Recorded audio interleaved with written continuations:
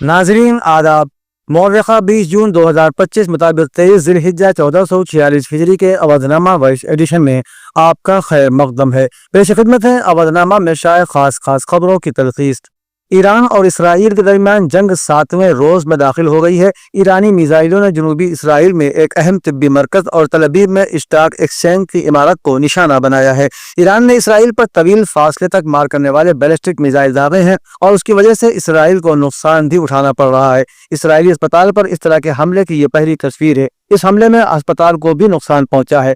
साथ ही इसराइल ने इस हमले से पहले ईरान के जौहरी रिएक्टर और कई शहरों को निशाना बनाया था। 40 लड़ाका तैयारों ने तेहरान समेत ईरान के कई शहरों पर हमला किया, जिसके बाद ईरान इस अंदाज में सामने आया है। इराकी मजहबी रहनुमा आयतुल्लाह सैयद अली हुसैनी सिस्तानी ने ईरान पर इसराइली बर्बरियत की शदीद मजम्मत करते हुए ईरानी रहनुमाओं के कत्ल को जुर्म करार दिया। गैर मुल्की ज़राए अबलाग के मुताबिक नजफ में अपने दफ्तर से जारी करदा एक बयान में इराकी मजहबी रहनुमा आयतुल्लाह सैयद अली हुसैनी सिस्तानी ने ईरान पर हमलों और ईरानी सुप्रीम लीडर आयतुल्लाह खामनेई के कत्ल की धमकियों के बाद पहला बयान जारी किया है। उन्होंने कहा कि ईरान की चोटी की मजहबी लीडरशिप के खिलाफ धमकियां देने वालों को खबरदार करते हैं। ऐसा कोई भी अमल पूरे खत्ते के लिए खतरनाक होगा।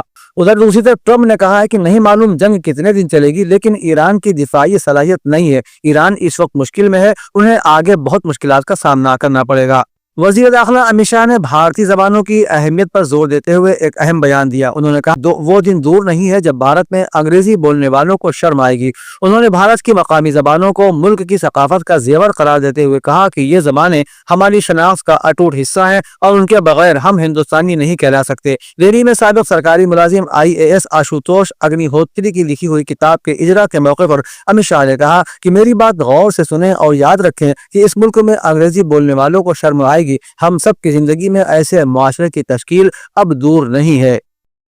लोकसभा में हिज़्ब इख्तिलाफ के कायद और कांग्रेस के लीडर राहुल गांधी ने 19 जून को अपना 55वां यौम पैदाइश बेहद सादगी के साथ मनाया। उन्होंने न ही केक काटा और न ही किसी तरह के जश्न में शिरकत की। राहुल गांधी ने हाल ही में हुए पहलगाम दहशतगर्दाना हमला, अहमदाबाद में हुए तैयारा हादसा और मां सोनिया गांधी के अस्पताल में होने के सबब किसी भी तरह के जश्न से दूरी बनाए रखी। उन्होंने पार्टी हेडक्वार्टर पर कारकुनान और लीडरान से मुलाकात जरूर की। कांग्रेस पार्टी ने भी इस मौके पर सादगी बरतने का ही फैसला किया। पार्टी हेडक्वार्टर में ढोल नगाड़ों को अंदर आने की इजाजत नहीं दी गई। बच्चों की मजदूरी मुआवनियात के बैनुल अक़वामी दिन के मौके पर एक तकरीब इंदिरा गांधी प्रतिष्ठान में हुई। तकरीब में मेहमान खुसूसी मेहनत और रोजगार के वजीर अनिल राजभर ने वाज़ेह तौर पर कहा कि वजीर आला ने 2027 तक उत्तर प्रदेश को चाइल्ड लेबर से पाक करने का अज़्म किया है। ये अवामी ताउन, महकमे के तालमेल और हमारी मुसलसल कोशिशों से ही हासिल किया जाएगा। वजीर मौसूफ ने कहा कि दुनिया में सबसे ज्यादा बच्चा मजदूरों की तादाद अफ्रीका में है, उसके बाद एशिया और एशिया में भारत का नंबर है, जहां उत्तर प्रदेश की सूरत हाल भी तशवीशनाक है। ये एक समाजी चैलेंज है जो सिर्फ हुकूमत की कोशिशों से हल नहीं होगा, बल्कि रियासत के अवाम को भी इसमें सरगर्म किरदार अदा करना होगा। यूपी के डिप्टी CM केशव प्रसाद मौर्य ने कहा कि कांग्रेस को मुल्क के लोगों पर भरोसा नहीं रहा। अब कांग्रेस पार्टी पाकिस्तान की मदद से इक़्तिदार हासिल करने का ख्वाब देख रही है। यूपी के नायब वज़ीर आला केशव प्रसाद मौर्य ने कांग्रेस पर सख्त हमला किया है। उन्होंने एक्स पर दिए गए अपने एक बयान में कहा कि कांग्रेस अब मुल्क के लोगों के बजाय पाकिस्तानी लीडरों के भरोसे पर जी रही है। उन्होंने ये तबसरा हिंदुस्तान और पाकिस्तान ताल्लुकात के हवाले से कांग्रेस लीडरों के बयानात के जवाब में किया है। Indian Muslims for progress and reform UP ने एक अहम बैन मज़ाहिब मीटिंग की मेजबानी की। तकरीब के मुअज़्ज़ज़ मेहमान तारिक सिद्दीकी थे, जिन्होंने बैनुल मज़ाहिब मुकालमे और ताउन की अहमियत को उजागर करते हुए एक मुतासिरकुन तकरीर की। मीटिंग का एक मुनफरिद पहलू ये था कि IMPAR के हर मेंबर के साथ गैर मुस्लिम बेहतरीन दोस्तों की शिरकत थी, जो तनव्वुअ में दोस्ती और इत्तेहाद की ताकत को जाहिर करता है। सबिया अहमद ने इस तकरीब के निकात में एक अहम किरदार अदा किया, जिसका मकसद मुख्तलिफ अकीदों और पसमंजर के लोगों के दरमियान ताल्लुकात को मजबूत बनाना था। अदबी और समाजी कारकुन डॉक्टर मसीहुद्दीन खान को फखरुद्दीन अली अहमद मेमोरियल कमेटी हुकूमत उत्तर प्रदेश के ज़ेर एहतिमाम निशान फखरुद्दीन एजाज से सरफराज किया गया। ये एजाज लखनऊ के मारूफ ऑर्निट होटल में मुनक़िदा एक खुसूसी तकरीब में उर्दू ड्रामे के फरोग के उन्वान से मुनक़िदा नशिस्त के दौरान पेश किया गया। शहर निगाना के मुतअद्दिद अदबी व समाजी शख्सियात ने डॉक्टर मसीहुद्दीन खान को तहनीती पैगाम पेश करते हुए उनकी अदबी खिदमात को खराज तहसीन पेश किया और नेक ख्वाहिशात का इजहार किया।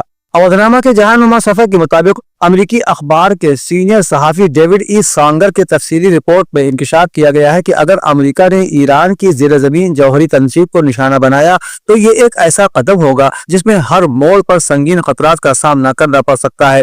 رپورٹ میں انکشاف کیا گیا ہے کہ امریکی فضائیہ کے B-2 بمبار طیارے زمین سے آدھا میل نیچے واقع فوردو تنصیب کو نشانہ بنا سکتے ہیں، مگر اس کے لیے 30,000 پاؤنڈ وزنی بم استعمال کرنا پڑے گا اور اس آپریشن میں کئی تکنیکی چیلنجز بھی درپیش ہوں گے۔ امریکی صحافی کا کہنا تھا کہ اگرچہ یہ حملہ بظاہر ممکن نظر آتا ہے، لیکن اس کے بعد پیدا ہونے والی صورتحال بہت زیادہ خطرناک ہو سکتی ہے۔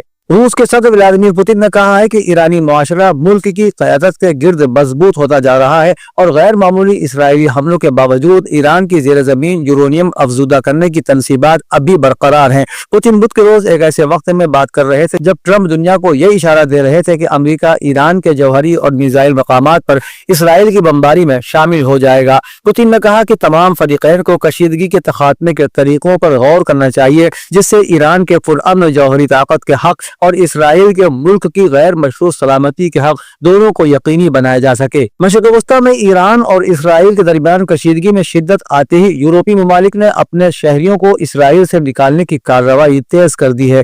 UNI اردو کی ایک رپورٹ کے مطابق متعدد یورپی وزارتوں نے بدھ کے روز اعلان کیا کہ وہ اپنے سینکڑوں شہریوں کو اسرائیل سے وطن واپس لے جا رہے ہیں تاکہ کسی ممکنہ خطرے سے پہلے انہیں محفوظ مقام تک پہنچایا جا سکے۔ ان میں یونانی شہری اور ان کے اہل خانہ کے ساتھ ساتھ البانیہ، آسٹریا، بیلجیم، بلغاریہ، قبرص، France, Germany, Georgia, Hungary, Italy, Lithuania, Romania, Sweden, Switzerland اور امریکہ کے شہری بھی شامل ہیں۔ امریکی نیشنل انٹیلیجنس سربراہ کے بعد IAEA کے سربراہ نے بھی ایران کی جانب سے ایٹمی ہتھیار بنانے کی تردید کی ہے۔ غیر ملکی میڈیا رپورٹ کے مطابق انٹرنیشنل ایٹمک انرجی ایجنسی یعنی IAEA کے سربراہ رافیل گروسی کا کہنا ہے کہ ایران ایٹمی ہتھیار بنانے کی کوشش نہیں کر رہا تھا اور ہم نے کبھی ایسا نہیں کہا کہ ایران ایٹمی ہتھیار بنا رہا ہے۔ انٹرنیشنل ایٹمک انرجی ایجنسی کے سربراہ کا کہنا ہے کہ ایران کے جوہری ہتھیار بنانے کا ہمارے پاس کوئی ثبوت نہیں ہے، لیکن 60% یورینیم جمع کرنے پر شبہات ضرور تھے، لیکن ہم نے یہ کبھی نہیں کہا کہ ایران ایٹمی ہتھیار بنا رہا ہے۔ اودنامہ میں شائع مضامین کو مکمل طور پر پڑھنے کے لیے اودنامہ.com پر وزٹ کریں۔